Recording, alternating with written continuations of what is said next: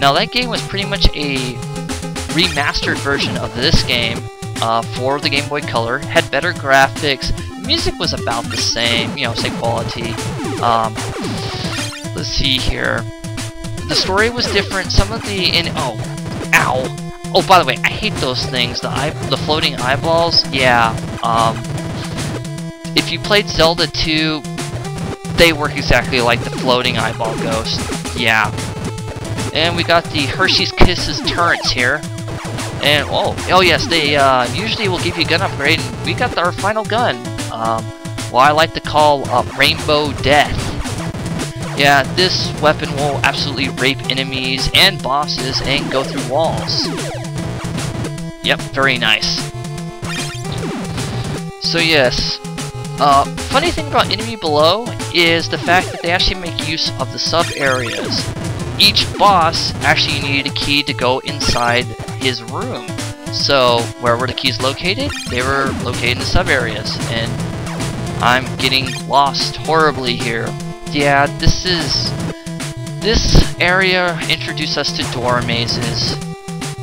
Yeah, I'm having flashbacks of Exile and Legend of Zelda here.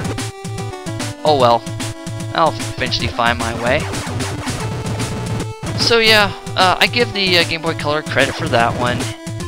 The last game for the series was called Blaster Master Blasting again for the PlayStation in 2001. Oddly enough, it used source material from the Blaster Master novel, Worlds of Power Blaster Master, which I guess made it canon. At which point, Jason actually meets a female by the name of Eve, who he eventually marries and has 2 kids. His son, Roddy, is the pilot of the new Sophia you run around the game, and his daughter, which I believe her name was Elfie, she basically is Roddy's navigator. Yeah, just like Aelia from the X series, and just like Aelia from the X series, she's just as annoying. That was the last game of the series. It had PS1. It was a 3D game. Had PS1 style polygon graphics. The music was really good, and the control on the tank was awesome. You could jink and dodge, and you could barrel roll around the world. Yeah, I said it. Barrel roll. Use the boost to get through. Anyway, that was the final Blaster Master game, and oddly enough, Sunsoft's final game, because after that they kind of stopped making video games and went to make pachinko games. Yeah, you can look that up, what pachinko means. It's hard to explain. Anyway, get past the eyeballs here.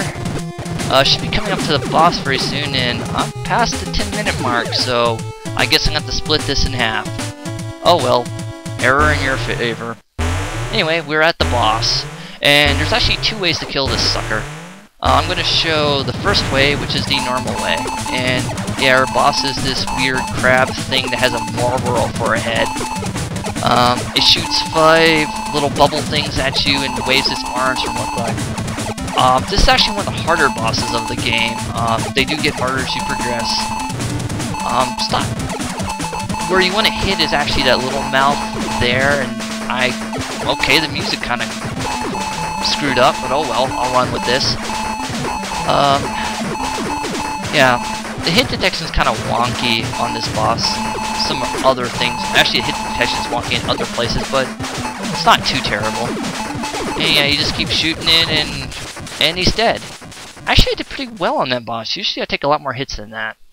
Anyway, and we got our upgrade, second upgrade. Sweet. And we get work back. But first, I actually want to show you the second way to kill the boss. The second way is kind of a glitch, and it's one of the more... Actually, it's a kind of a well-known glitch within the circles. It's called the bomb pause trick. Like the yellow devil from Mega Man 1, you hit it, and then you press pause. And it'll keep registering hits. Wait till you hear that sound. And you unpause and the boss is dead. Again. And I'm loving it. And we got our upgrade again. Cool beans.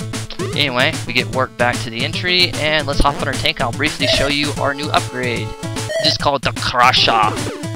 Crusher pretty much is our rainbow gun for our tank. I'll explain how it works later, but I'm out of time, so thanks for watching, and I'll see you later. Take it easy, guys.